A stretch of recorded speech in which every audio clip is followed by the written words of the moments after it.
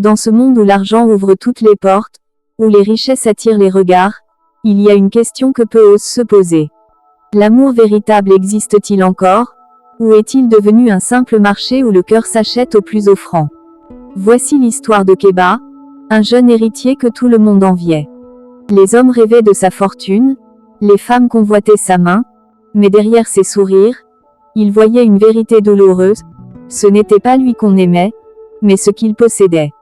Keba avec un voix intérieur. Si je n'étais pas riche, si je n'étais qu'un homme ordinaire, qui voudrait encore de moi?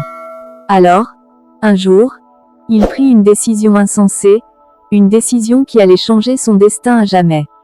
Keba retirant sa montre luxueuse, enfilant des vêtements simples et attachant un petit baluchon sur son dos.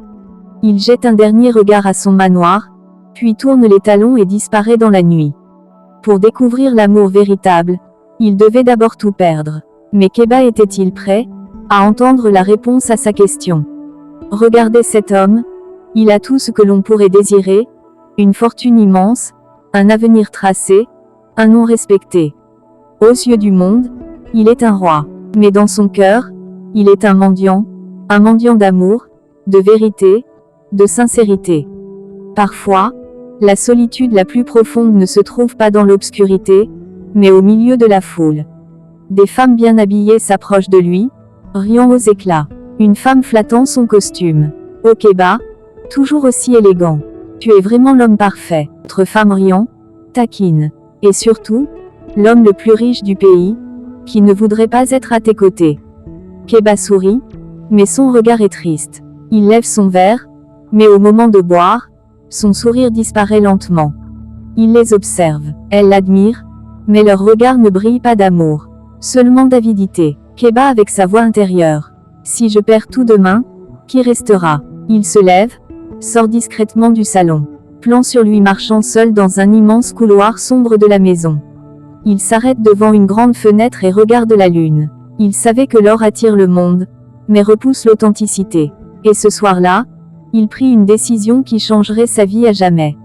Un vieil homme assis sur une terrasse, vêtu d'un grand boubou blanc. C'est son oncle, un sage respecté du village. Keba s'avance vers lui et s'assoit en silence. Oncle sans le regarder, fumant sa pipe. Le lion qui dort sur un tas d'or pense être puissant, jusqu'au jour où il a faim et réalise qu'il ne peut pas manger l'or. Keba baisse la tête, pensif. Il prend une profonde inspiration. Keba, je veux savoir, si je n'avais rien, est-ce que quelqu'un m'aimerait encore? L'oncle hoche lentement la tête, sourit légèrement, puis pose une main sur l'épaule de son neveu. Oncle, alors cache ton or, et deviens l'un des leurs. Keba lève la tête, son regard brille d'une nouvelle détermination. Il sait ce qu'il doit faire. La scène s'assombrit lentement, annonçant le début d'un nouveau chapitre de sa vie, celui où il ne sera plus Keba, l'héritier du trône doré, mais un simple serviteur à la recherche du vrai amour. Hier encore, il était un prince vivant dans l'or et la soie. Aujourd'hui, il n'est plus qu'un homme parmi tant d'autres, un inconnu qui cherche une vérité que l'argent ne peut pas acheter. Keba entrant dans un quartier animé. Le marché est en effervescence, des vendeuses crient leur prix, des enfants courent entre les étals, l'odeur des épices emplit l'air. Il s'arrête un instant, observe cette vie simple mais vibrante. Keba avec sa voix intérieure. C'est ici que je vais commencer, ici que je vais renaître. C'est pas le mène devant un petit restaurant de rue, un maquis populaire. Sous un toit de paille, des marmites fumantes bouillonnent sur un feu de bois. Des clients assis sur des bancs en bois mangent en riant. Une femme robuste et énergique, Maman Sally, donne des ordres avec autorité mais bienveillance. Maman Sally, Doudou, plus de sauce. Amène-moi du piment, ses clients vont croire qu'on leur sert de l'eau chaude.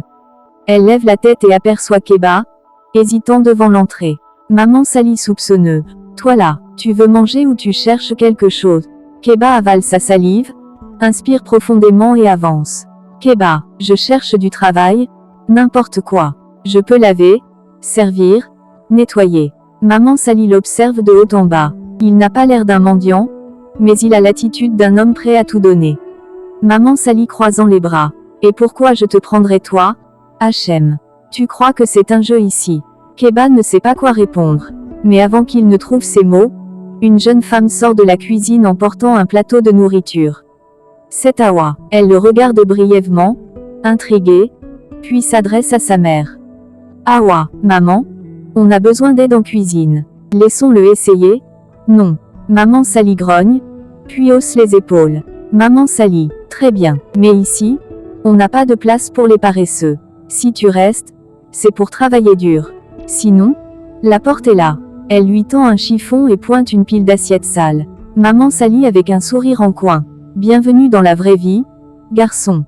Keba qui prend le chiffon, regarde la pile d'assiettes. Il inspire profondément, et commence à frotter. L'eau savonneuse éclabousse ses mains habituées aux poignées de cuir des voitures de luxe.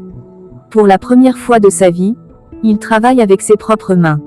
Il pensait avoir tout vu, mais il ne savait pas encore que le véritable défi n'était pas de se cacher, mais de prouver qu'il était plus qu'un nom, plus qu'une fortune. Keba n'était plus un prince. Il était maintenant un simple serviteur, et son voyage ne faisait que commencer. Le restaurant de Maman Sally est en pleine activité. L'odeur du poisson grillé, des épices et du riz parfumé emplit l'air. Des clients affluent, les serveurs courent dans tous les sens. Et parmi eux, un homme, un étranger à cette vie, Keba. Gros plan sur ses mains fatiguées, trempées d'eau savonneuse.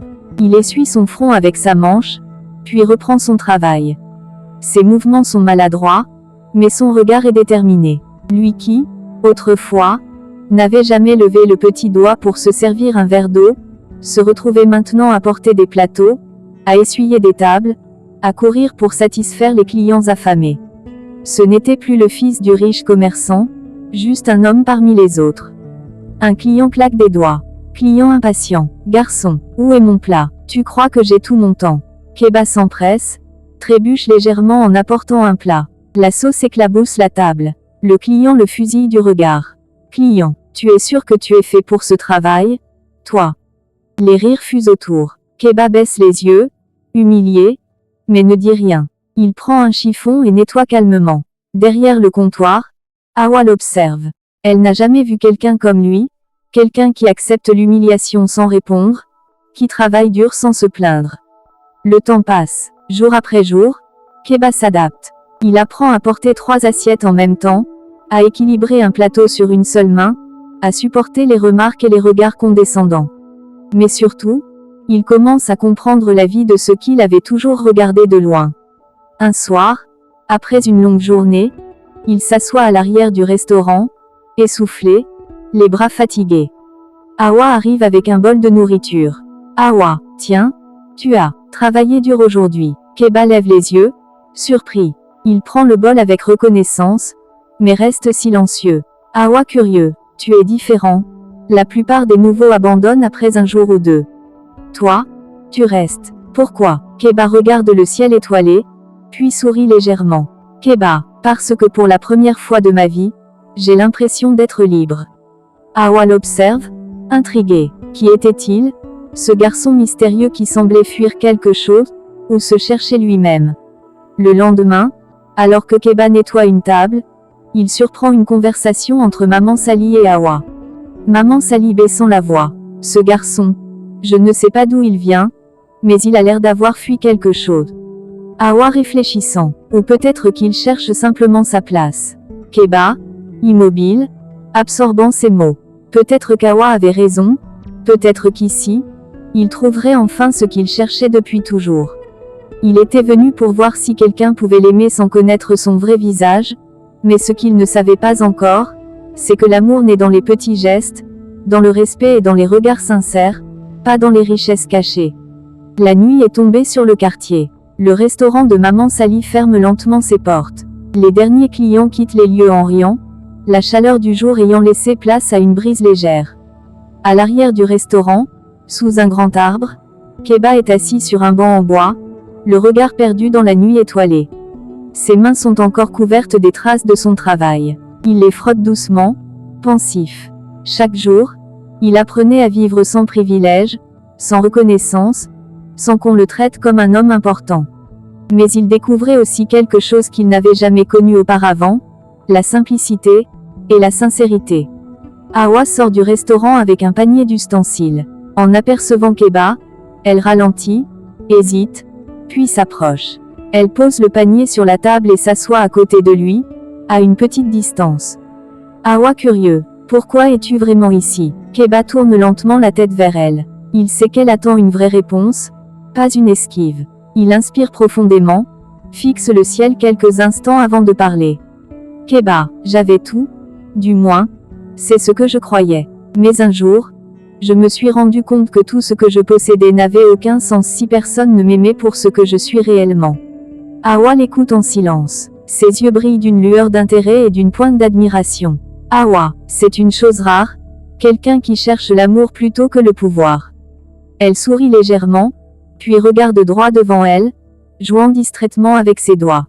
Hawa voix plus douce. Tu sais, moi aussi, j'ai toujours eu peur de ne pas être aimée pour ce que je suis. Keba la regarde, intriguée. Hawa, ma mère est une femme forte. Tout le monde ici la respecte. Mais parfois, j'ai l'impression qu'il me voit seulement comme la fille de maman Sally, et non comme Hawa, une femme avec ses propres rêves. Keba hoche lentement la tête. Il comprend parfaitement ce qu'elle ressent, car il a vécu la même chose toute sa vie. Deux âmes perdues qui se cherchaient sans le savoir, deux cœurs qui, au milieu du bruit du monde, se reconnaissaient enfin. Un moment suspendu dans le temps. Hawa se lève, prend le panier d'ustensiles et s'apprête à rentrer, mais avant de partir, elle tourne légèrement la tête.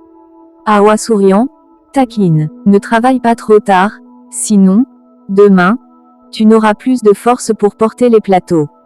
Keba éclate de rire pour la première fois depuis longtemps. Il hoche la tête, amusé. Keba, ne t'inquiète pas, chef. Hawa disparaît dans la cuisine.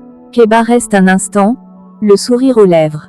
Il lève la tête vers le ciel étoilé et murmure pour lui-même.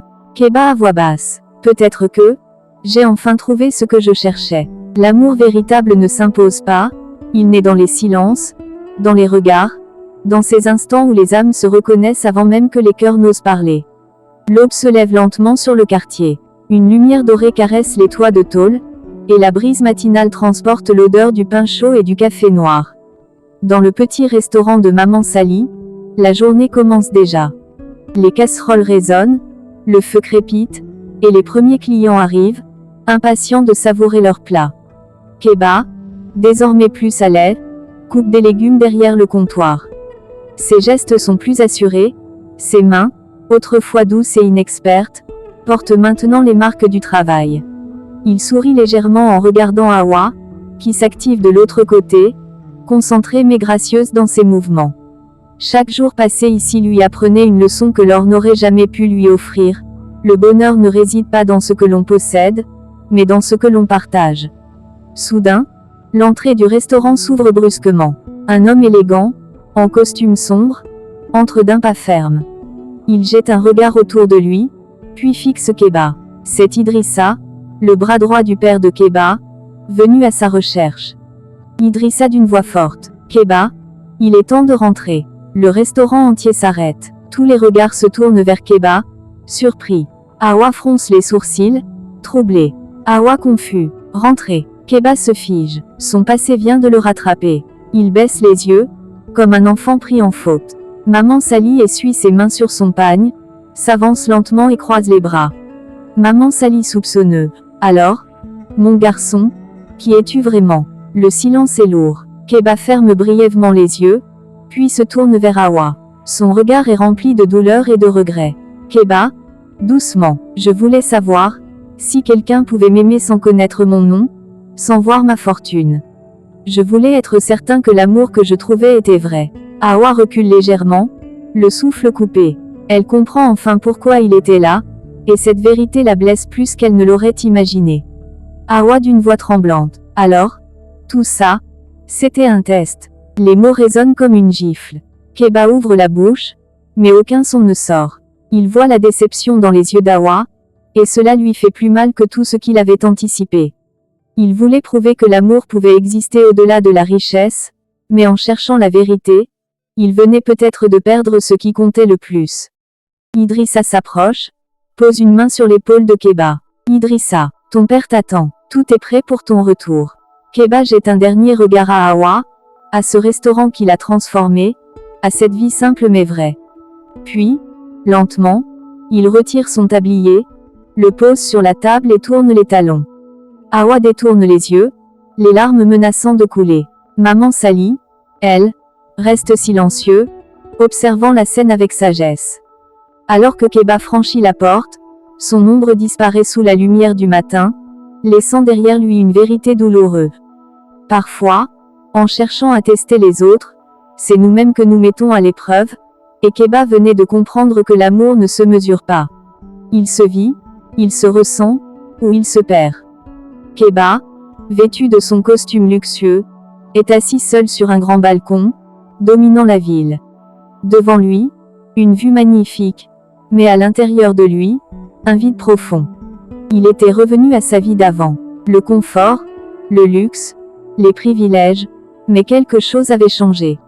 L'or et l'argent ne brillaient plus de la même façon. Car ce qu'il avait trouvé dans ce petit restaurant, ce qu'il avait vécu aux côtés d'Hawa, ne pouvait être acheté. Pendant ce temps, au restaurant de Maman Sally, la vie continue. Hawa sert les clients, un sourire aux lèvres, mais un éclat différent dans son regard. Un éclat de blessure, mais aussi de force. Elle avait aimé un homme qu'elle croyait simple, et pourtant, il lui avait caché la vérité. Keba qui ferme les yeux, puis rouvre lentement. Une décision se lit sur son visage. L'amour véritable ne cherche ni à tester, ni à prouver, il s'accepte, il se vit avec sincérité. Car si l'amour est basé sur un mensonge, même le plus noble, il finit toujours par blesser ceux qui y croyaient. Keba se lève, regardant l'horizon avec détermination.